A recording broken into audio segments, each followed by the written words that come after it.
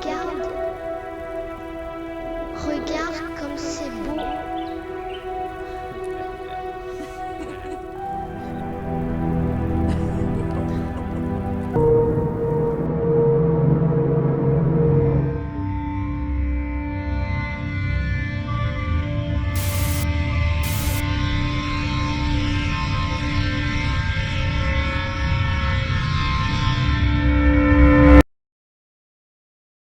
C'est face à cette réalité que le garçon s'est fait arracher à son rêve. Son vrai monde, lui, s'appelle Deathtopia.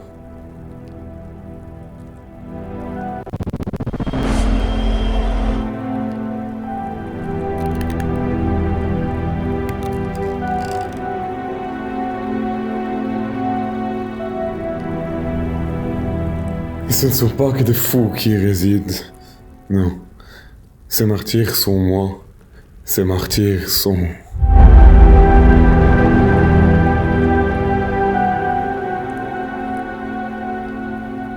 Vivant dans un monde où la luxure est devenue notre Dieu, la drogue, notre pain sacré, l'isolement, les 4 murs de notre église, ChatGPT, notre prêtre et confident, et les enfants, nos apôtres destinés à une religion sans salut, une religion qui ne promet rien, sinon...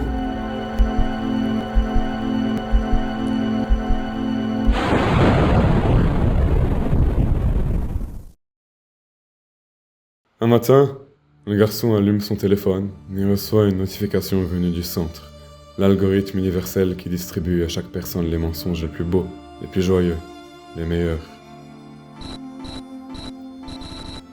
Il ouvre la notification et lit alors le nom d'une recherche que quelques courageux ont publiée. Il fixe ces mots, incrédule. Comment ces lignes de code, ces entreprises dont il ne connaît même pas le nom, sauraient qui il est, mieux que ceux qui l'ont élevé toute leur vie. Il en rit. C'est impossible. Se dit-il. Et puis, il se lève, sort dehors et regarde la ville.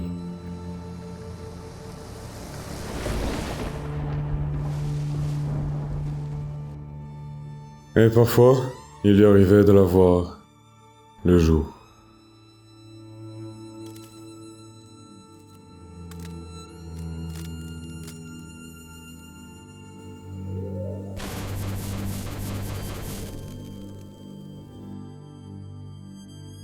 Qu'est-ce que je fous là?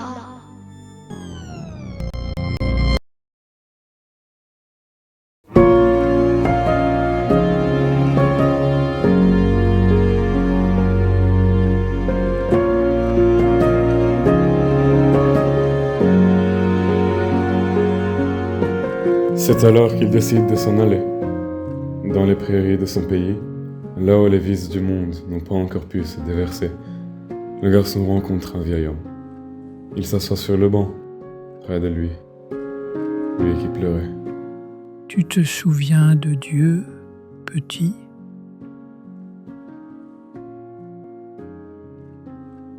Eh bien moi, je m'en souviens. Je me souviens de tout ce qu'on vénérait, de l'amour pur que rien n'éteignait, de la famille, du corps et de l'âme que je donnais pour accomplir mes devoirs. Je me souviens du sens de la vie lui-même, du moins quand il existait encore. À l'époque, on l'appelait passion.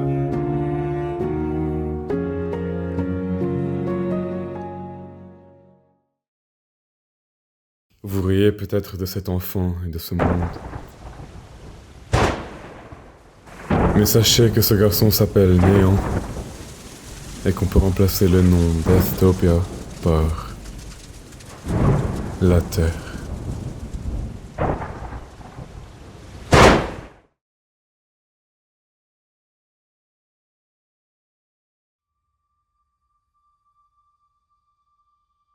Dites-moi, encore remonte la dernière fois que vous avez savouré, mais vraiment savouré, un coucher de soleil avec quelqu'un. Vous savez, quand le soleil rougit et que le vent perd un peu de sa chaleur. Vous vous souvenez des questions innocentes et simples que vous posiez à vos parents dans les trajets en voiture? Sûrement, oui.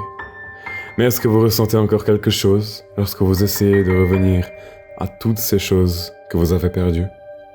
Peut-être, peut-être pas. Je l'ignore. Du moins, je sais qu'à l'époque c'était ce qu'on vénérait tous. Avec foi, avec cœur, avec sincérité et sans honte. Des petits morceaux de vie, certes. Des choses sans grande signification pour le monde, pour la trajectoire de notre vie. Des choses si puériles, oui je sais.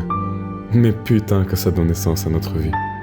Et aujourd'hui, malgré les quelques personnes qui y croient encore, malgré les mouvements de développement personnel et les anciennes générations qui essaient de transmettre ce qu'elles ont de plus cher, j'estime qu'on perd peu à peu ces valeurs humaines.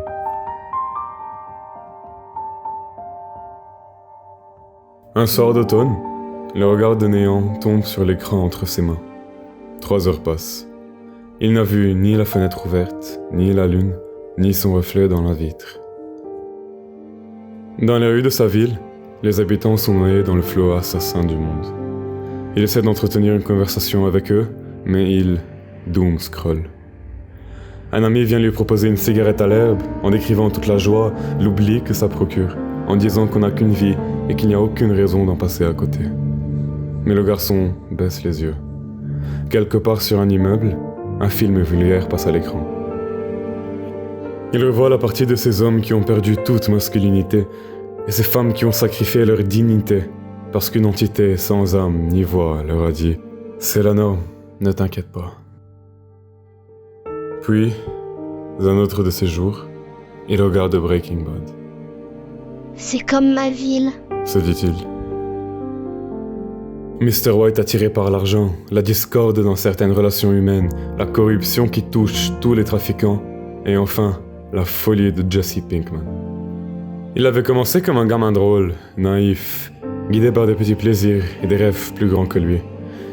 Puis il s'est progressivement déshumanisé, anesthésié par la violence, plongé dans le délire avec ses addictions qui le consumaient. Ce n'était pas beau à voir, non, mais oh que ça faisait réfléchir. Combien pensez-vous qu'il y a de Jesse Pinkman parmi nous?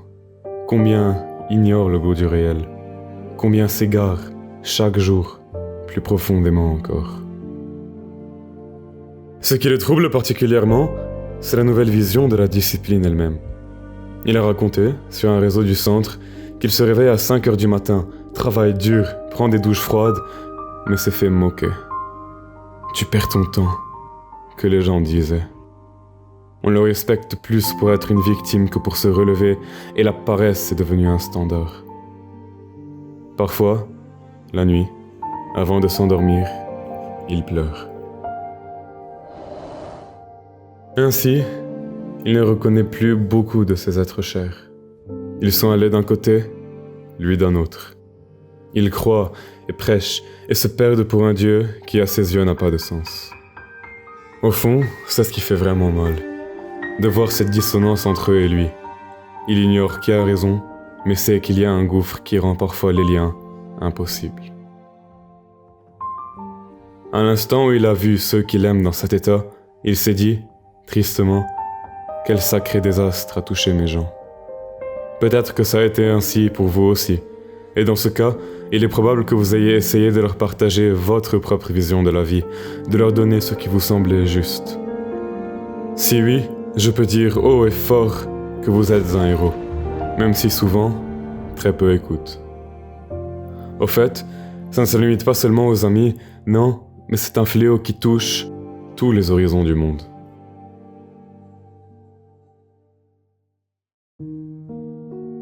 Puis le temps est passé et Néant a grandi. Il décide de montrer ce qu'était la vérité à ses yeux. Dans la gazette de Deathtopia, il publie un mot sur le développement de soi. Quelques minutes plus tard, il reçoit une lettre d'un habitant de la cité qui lui demande s'il ne trichait pas, parfois, dans sa routine. Une conversation de 2 heures s'ensuit. Rarement a-t-il été aussi dérouté de sa vie. Il a découvert un des quotidiens les plus malsains lorsque l'habitant lui a raconté ce qu'il faisait chez lui et à quoi se réduisait toute son existence, l'euphorie éphémère. Il a sincèrement eu du mal à croire que de telles choses pouvaient exister. Mais il a expliqué à Néant ses raisons, en lui disant qu'il ne comptait pas changer. Pour lui, il profitait de sa jeunesse et de toute la liberté qu'il avait maintenant, conscient que dans quelques années, il reprendrait sa vie au sérieux. Mais enfin bon, le garçon savait que ce n'était qu'une excuse. Au moment où l'habitant s'est suicidé parce qu'il avait arrêté de lui parler, Néant a compris qu'il s'était menti à lui-même, qu'il n'avait fait que fuir et fuir. Parfois, cette question lui passe par l'esprit. Et si les gens de ce monde ont raison? Si ce n'est pas moi, mes principes qui sont en tort? Peut-être qu'au fond, la douleur que je m'inflige ne mène à rien. Autant profiter de chaque fragment de joie que je peux tirer. Aujourd'hui, c'est moi qui vous demande. Est-ce que ces gens ont raison? Est-ce qu'on peut se permettre de jouer ainsi avec la vie, si ça nous rend plus heureux? Répondez-moi honnêtement. Dites-moi ce qu'on y perd. Là, Néant va plus loin que le simple fait de dire « les drogues modernes sont mauvaises ». Il pense à ce que signifie le bonheur pour chacun d'entre nous. Il se demande qui est, au final, son propre Dieu.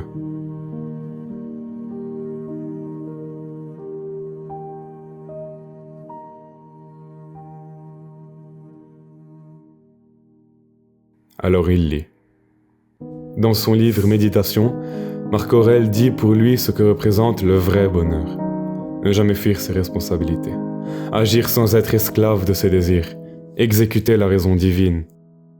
C'est dans la pureté ultime de l'homme, dans le stoïcisme face à tous les défauts de la vie, qu'il parvient à embrasser la paix intérieure. Celui qui aime la gloire met son propre bonheur dans les émotions d'un autre. Celui qui aime le plaisir met son bonheur dans ses propres penchants. Mais l'homme intelligent le place dans sa propre conduite. Avez-vous déjà entendu parler de l'hédonisme? Fondé par le philosophe grec Aristippe, c'est une attitude de vie qui veut éviter la douleur et donner sens à nos jours grâce au plaisir. Dans l'Antiquité, ceux qui prônaient cette vision étaient traités d'enfants, puisqu'ils fuyaient toute discipline et toute contrainte. Mais aujourd'hui, c'est devenu un style de vie, pense Néant. Sur les réseaux du centre, les fêtes, les voyages, la consommation, au mépris même du travail ou de la santé, sont couverts d'éloges. Il comprend alors à quel point le monde, en quelques décennies seulement, a chaviré, pour le meilleur ou pour le pire. Il se rend compte que le terme YOLO, You Only Live Once, est une sorte de version moderne de l'hédonisme. Après tout, est-ce vraiment faux? Se demande-t-il. Un accro à l'héroïne devrait-il mourir accro et heureux, ou se tenir à son honneur, quitter son addiction, mais finir accablé? De tous ces mécanismes de la société aujourd'hui, peut-être que vous-même êtes victime, que vous êtes conscient et que pourtant vous n'agissez pas, par fatigue, par manque de volonté. C'est justement ce qui terrifiait Néant.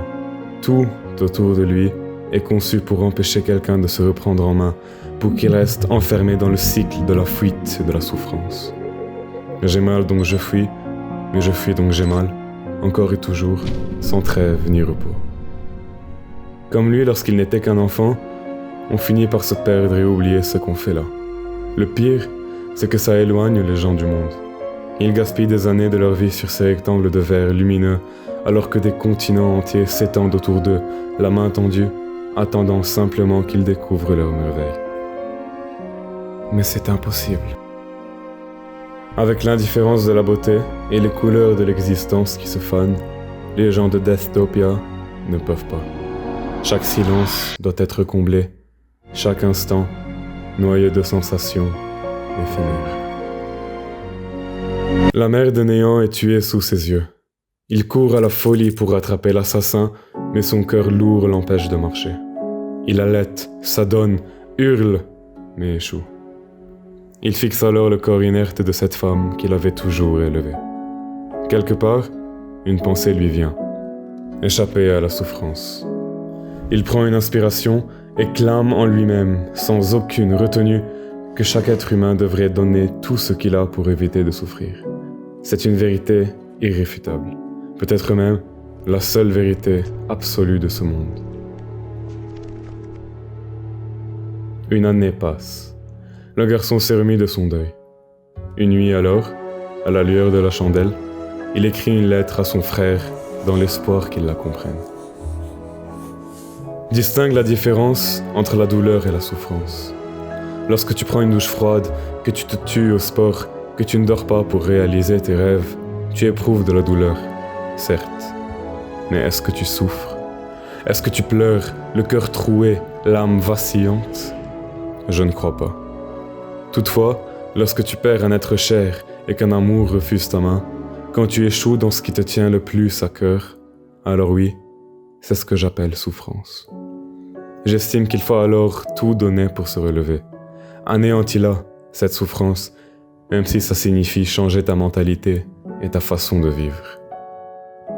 La mort de maman m'a longtemps fait de la peine, oui. Mais je savais qu'elle vivrait toujours en moi. Alors j'ai accepté. Trop peu de gens comprennent que Dieu devrait être dans ta volonté de tout dépasser. Dépasser la souffrance, dépasser les défauts, dépasser les doutes. Maintenant, si je peux en avoir l'audace, je voudrais vous demander de penser. Pensez à tout ce qu'un humain pourrait être si, euphorie éphémère, était-il logique à ses yeux. Pensez à sa force lorsque le seul sens à sa vie est l'accomplissement de ses rêves et l'appréciation du moment. Si vous êtes victime du péché moderne, pensez à la toute autre trajectoire que pourrait, dès aujourd'hui, prendre votre vie. Hier, vous n'étiez que l'ombre de vous-même, un double de votre identité, un parasite de votre âme. Mais posez donc les yeux sur demain. Adieu votre vie d'esclave, adieu votre fatigue quand vous essaierez de garder, chaque jour, la tête haute. Le Dieu d'hier était peut-être une illusion, mais celui d'aujourd'hui est un mensonge. Il ne reste que celui que vous choisissez. Un matin, oui, peut-être que Néant de Deathtopia lèvera les yeux au ciel, un sourire aux lèvres, et verra son propre Dieu. Peut-être que le monde ne le partagera pas avec lui, non, mais peu importe. Ce serait celui qui ferait battre son cœur, qui redonnerait la chaleur au jour et le clair de lune aux nuits. Ce serait un Dieu né des mains d'un garçon, loin des machines, des artifices et des morales. Il se laissa emporter par le vent, au creux des ruelles illuminées de sa ville. Un soupir de paix s'échappa de lui. Dans ces constellations d'étoiles, peut-être que Néant observera ses propres traits, la personne qu'il est, au fond. Ressens, aurait dit sa mère. Ressens le silence, celui qu'on n'entend plus. Ressens l'espoir, qu'on ne comprend plus. Ressens le courage, pas celui des grandes batailles, mais celui de pouvoir vivre un jour de plus en contemplant tes rêves.